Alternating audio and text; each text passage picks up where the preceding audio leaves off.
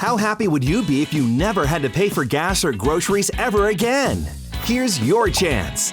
2 winners each will receive free gas and groceries for a lifetime in the Gas and Groceries for Life raffle, presented by Thomas J. Henry.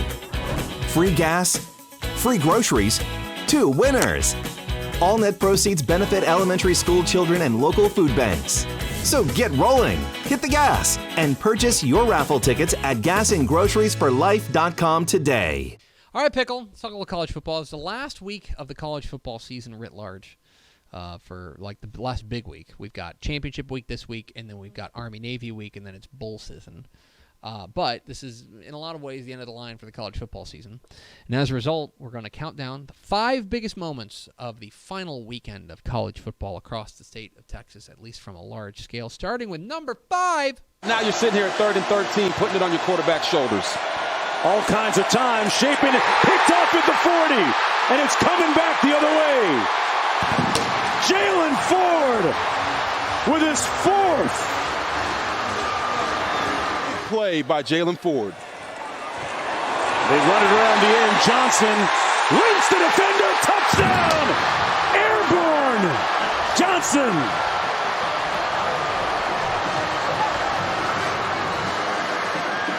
Defense fuels offense as Texas storms past Baylor. I thought this was actually a really impressive and kind of leave no doubt win for Texas. They That's not to say they did not fart around. Mm-hmm. And it's not to say that Baylor didn't have stomach for the fight.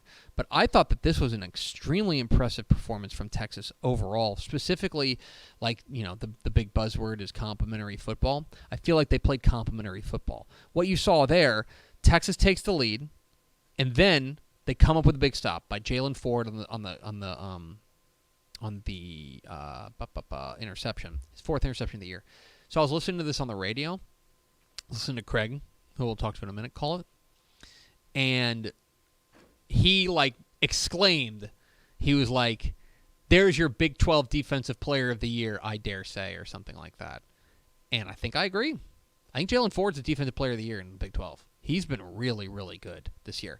And then you see they go to the Wildcat, and Rashawn Johnson punches it in for a big win, for basically a game-sealing touchdown.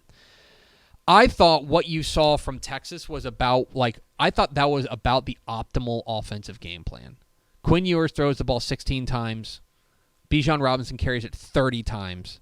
And they spread the ball around. Xavier Worthy had a big game, et cetera, et cetera. But they did their damage on the ground with Bijan Robinson, Rashawn Johnson, et cetera. It wasn't perfect for Texas. They finished 8-4. It could have been better. We'll do postmortems for all these teams. It could have been better, but I think this is an important step forward for Texas. Mm-hmm. For Baylor, I think 6-6 is a little disappointing. Yeah, I would definitely consider that disappointing. I think it's a little disappointing, but I think if you're talking about Texas, I think you've got to be pretty pleased with how this worked out. I was going to say for Baylor, I think we expected them to be down as a phrase of compared to where they were last year because they lost so many key parts, but then they had a really good, it was flashes of, hey, they might still contend, and then it was kind of yeah, exactly. I know. We'll do postmortems in this, but I thought this was an impressive win for Texas to close out the regular season.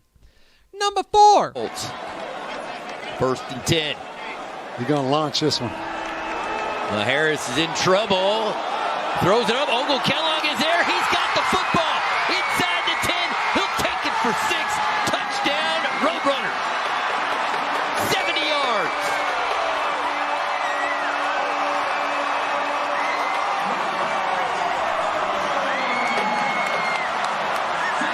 Frank Harris leads UTSA's improbable rally past UTEP.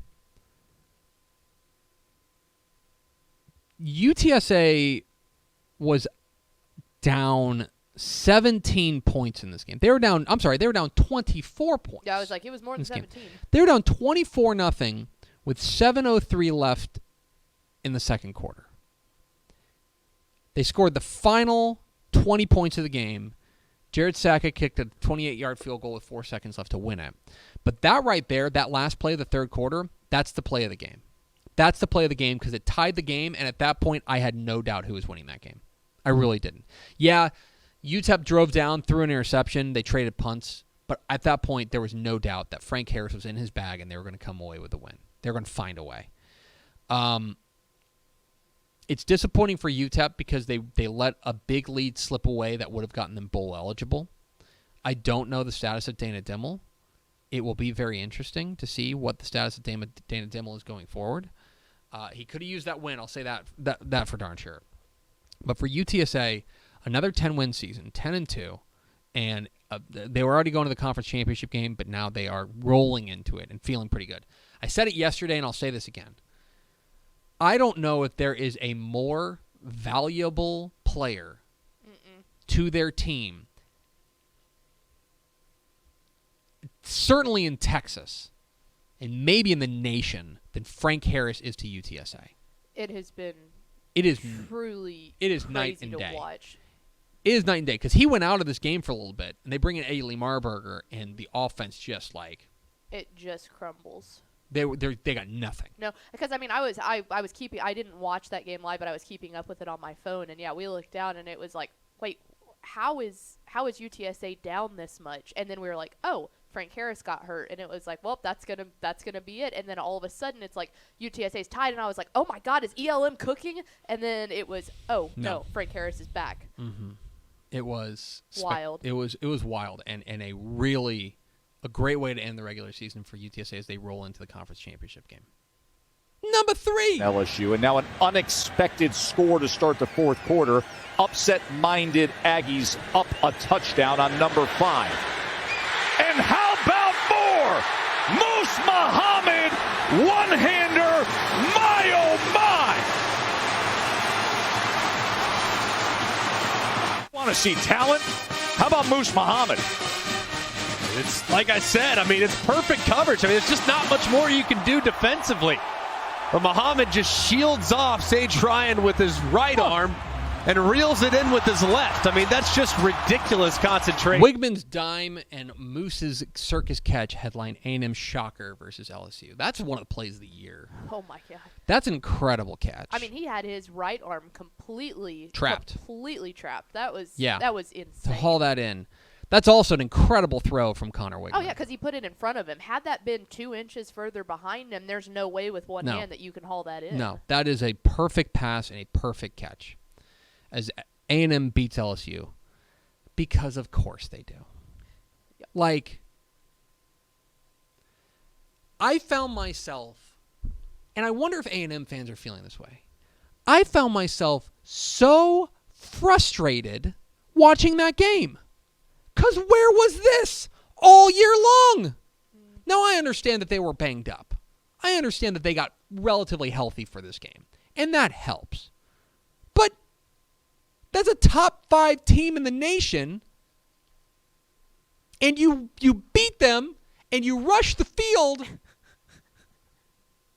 to finish 5-7.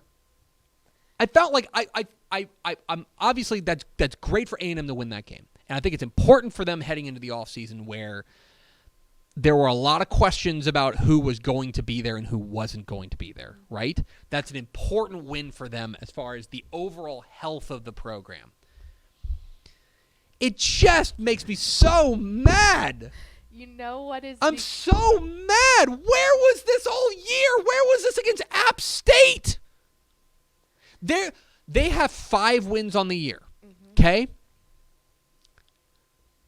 2 of them are over teams that were highly ranked. I don't remember where Arkansas was ranked. Obviously, Arkansas kind of fell off a cliff, but they were ranked at the time. And they also have a loss to App State and headless Auburn. I was so mad. I was like, come on, guy, where was this all year? It's obviously you're capable of it. I don't know. It really frustrated me watching that game. I'm glad they won. But, where was this all year? Well, do you want to know what the funniest part about all of this, or maybe not funny, but the most ironic part? I could put this clip that you just had of a video next to last year's clip when they played LSU at the last game of the season and think about the difference of what we were saying. God. Last year we were going, oh, you know what they're going to do? They're going to go undefeated, and they're going to find a way to lose to LSU at home. To a headless LSU headless team. LSU team that had won maybe 2 games that entire year. Yeah, I think they were. No, they might have been playing for a bowl. Maybe like 5 and 5 okay, and but 6 they going were, into it. But like, I mean, they were average. Coach O was already gone. He was at that already, point. yeah. So it was like the difference between that and then this season going, oh no, A&M's just going to get pummeled by this LSU team that's number 5 in the nation, and then they go and win it. Like, I don't just what you're supposed to win the games that you're supposed to win. There's no more confounding team in Texas than A&M. Yeah. No more confounding team. The talent is very clearly there, and this. All that did was just like, what if? Like that whole game, I was just thinking, what if? What if? Anyway, great win for A&M. A huge, important win for them heading into the offseason. Number 2. A bit of an elephant in the room question here. Will you be back next year? Again, those are out of my control, and the thing, like, I haven't been told anything. And what I do is I just show up every day and I just worry about what I can do. I always talk about one play at a time, one day at a time, and that's the approach I have, and that's what the approach all college coaches really have. And right now nothing's been said, and I'll wake up tomorrow and get back to work for the Bobcats. Jake Spavital fired at Texas State. After 4 years there at the helm of the Bobcats, he is out. It came down on Black Sunday. They finished 4-8 this year. He went 13-35 in his 4 seasons there. We'll have longer conversations about each program in the offseason, and it'll be a long offseason there. Obviously, the coaching search is going on. There's a great piece by Mike Craven kind of outlining some candidates for the job.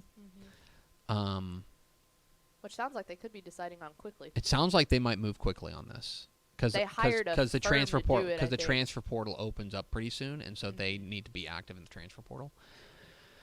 I think that priority 1 for whoever takes over this job is to work on repairing relationships with Texas high school football coaches. So, I want to start with this. I like Jake Spavital personally.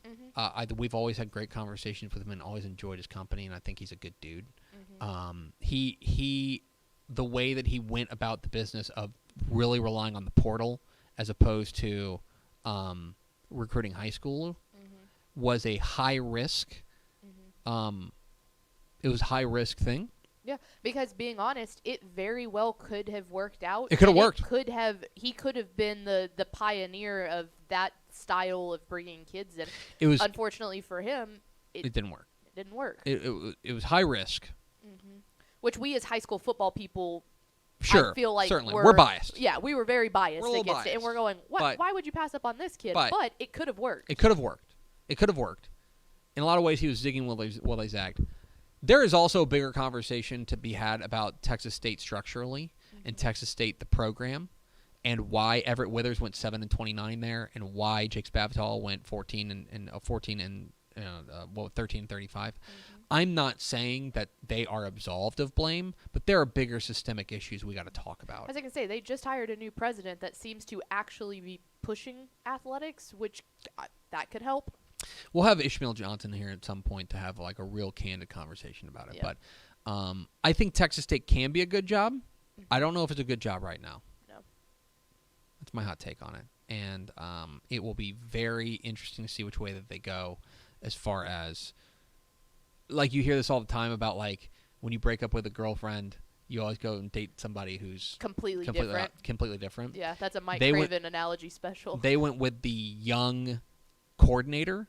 I wonder if they go with a more established veteran. Yeah, who was a head coach at some point. I wonder. Anyway, that's number 2. Number 1. They do snap it. It's play action. He goes over the top to the end zone and a touchdown, Spivey. As good as it gets from Garrett Riley. Look at the big tight end, Spivey. He's going to come in and sell block, right? Nope. Right behind you. And again, if you're a head coach, is Sonny Dykes an experienced guy? TCU leaves no doubt in perfect finale versus Iowa State. They win 62-14. The only way this was going to go sideways for TCU is if they let Iowa State hang around. And I think it's fair to say they did not let them hang around. They go for it on 4th and 2 there. They score Max Duggan touchdown pass to Giorquarius Spivey, and at that point, it was essentially academic. Iowa State was never going to threaten them. They run onto a 24-0 first quarter lead, and it was over. And they had 2 pick sixes in the game. Defense played really well.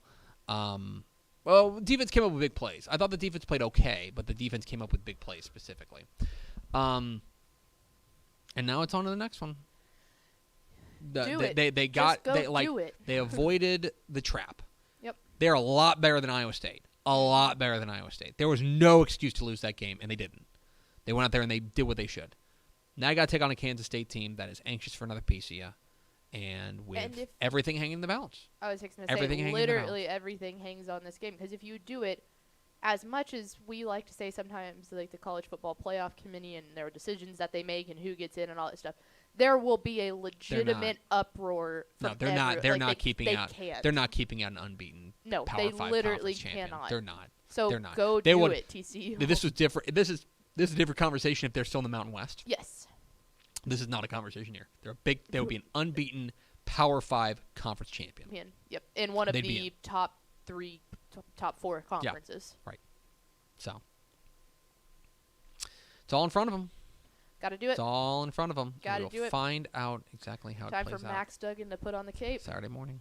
Be fun. Anyway, there's your 5 biggest moments of the college football weekend. Thanks so much for watching that video. If you would like more and to be notified when they come out, go ahead and click that subscribe button right down there. You can also watch Texas Football Today every day live at noon on TexasFootball.com, Facebook, Twitch, and right here on YouTube. For more of the best coverage of Texas football in the Lone Star State, go to TexasFootball.com/subscribe.